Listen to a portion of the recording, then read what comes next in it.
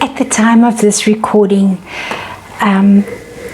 Gabby Petito died, and her murderer has not yet been arrested. Now, we all watched on YouTube how alleged domestic violence happened.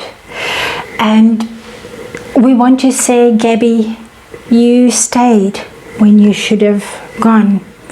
And we can say a lot of things about the victim. And although the world mourns for this beautiful girl, there are so many women who stay longer than they should. But the question here is, where does murder come from? Where does domestic violence start? To answer that, we have got to go back to that day when we were a little boy or a little girl, and we asked mom or dad or somebody else to read us a story or to play dolls or cars with us, and they scolded us saying, no, go away, I don't have time now, I'm busy. Or perhaps we were in class and we struggled with that maths problem, or we couldn't spell that word right, we just couldn't get it right, and we were humiliated and scolded. So how did you feel in that moment? Perhaps you felt unimportant. Perhaps you felt worthless, unwanted, like you were in the way, like you just wanted to disappear. In those moments, you were not treated with patience. Now, today, you're an adult. You have to pay the bills and you have to provide for the family. You have to cook meals and deal with a demanding boss, a co-worker, a client. Perhaps you have to contend with a nagging wife who criticizes you all the time. Perhaps you have to deal with unreasonable demands on your time, on your efforts, on your expertise. You may feel like you are spread paper thin. And then, to top it all, at the end of a long day, there is this crying, clingy toddler, baby, a loud child, a sulking teenager with loud banging music. You know what? There are so many sayings about patience, like it's a virtue, it doesn't come voluntary, life knocks it into you. I'm sure you can come up with a long list of sayings about patience. But how does patience affect you? More importantly, how does the lack of patience affect you? Do you remember that old lady or grandpa that took you by the hand and they took the time to look for the butterflies on the flowers, or they helped you to put the bugs in a jar? Yes, and true. Older people are generally more patient because they just don't have the demands on their time that younger people have.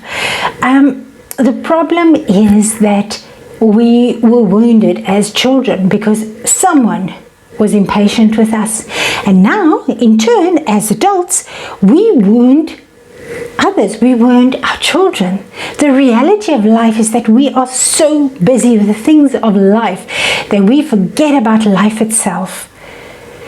Developing and growing in patience is a process that cultivates and shapes our character.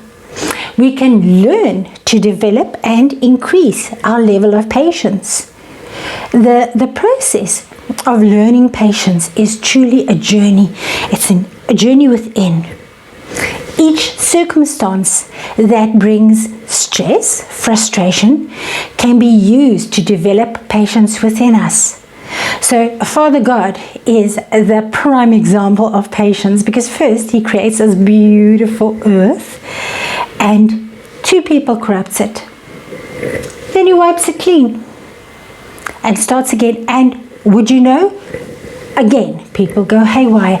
And history is just full of how God just shows patience towards humanity, because he just loves us so much Jeremiah 29:11 says, I know the plans I have for you, plans to prosper you and not to harm you. So Jesus was patient. Jesus hung on that cross. He was still while they whipped him. They stuck a crown of thorns on his head. I'm honest with you. You stick thorns into my skull, you whip me, you want to crucify me, I will probably bring heaven and hell down on earth. But Jesus didn't. He was patient. He endured all of that in love. He even prayed for them, asking Father to forgive them because they didn't know what they were doing. And we can read all about that in Luke 23. Now, a patient person, let me tell you now, a patient person is not a weak person. A patient person requires power, strength. You see, when we love people from a place, from a pure place, we are presented with the possibility to practice patience and to increase our capacity for patience. Now in Galatians 5:22-23, we can read all about the fruits of the Spirit. But when we love people from a place of, I need to control you, then I cannot practice patience towards them. I need to control them. Patience requires a heart of thankfulness. You know that wife that wears you down with her nagging? She is also the woman that will stand behind you, beside you, in front of you when the whole world turns against you. That husband that irritates you is also the man that will defend your honor with his bare hands. And that little boy or little girl who disrupts your meetings and wipes his nose on your trouser pants or your skirt, that little child thinks that you are better than Superman, better than Batman, better than Superwoman. Let's not disappoint them, guys. It is amazing how God uses time, and yet He Himself is not bound by time at all. He uses time for a purpose. When we practice hope in times of waiting, we are developing patience and we are cultivating our character, increasing our dependence on God and maturing into the likeness of Jesus. In Romans 8:25 we read that, so because our hope is set on what is yet to be seen, we patiently keep on waiting for its fulfillment. Sometimes Father God will nudge us out of our comfort zone. It is during these uncomfortable circumstances and situations that the Lord can teach us patience. Patience has a lot to do with learning to trust the people in our lives and mostly to trust God. But these are also the situations where the people in our lives learn whether they can trust us. How are we presenting in these difficult times? Isaiah 26:3 says, you keep him in perfect peace, whose mind is stayed on you, because he trusts in you. Now, envy. Envy is a total patience killer. It is very hard to accept that people get ahead in life by dishonest means, while you lag behind, or it feels like you lag behind, because you go the straight and narrow. However, if you treat people in your life with patience, I guarantee you will live in love, and you will live in peace, and your pillow will be soft because your conscience is clear. In Exodus 14:14, we read that the Lord will fight for you. You only need to be still.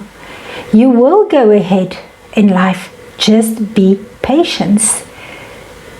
There is nothing in life that teaches patience like waiting.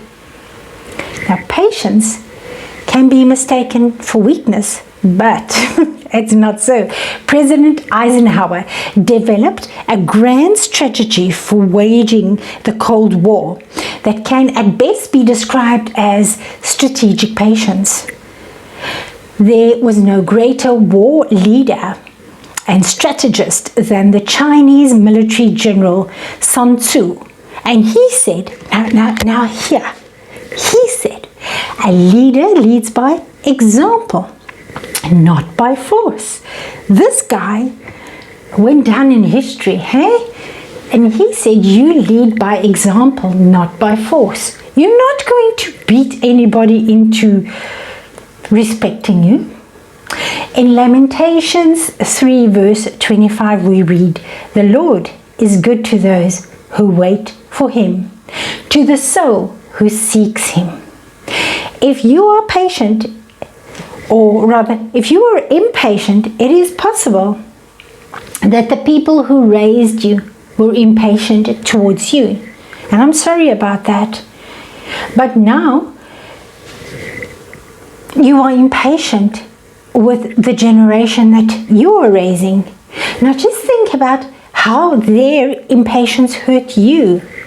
Remember, please remember that if you have faith and patience the size of a mustard seed, nothing is impossible for you. So please subscribe, like, share, and who knows, by learning to be patient, you may just save a life.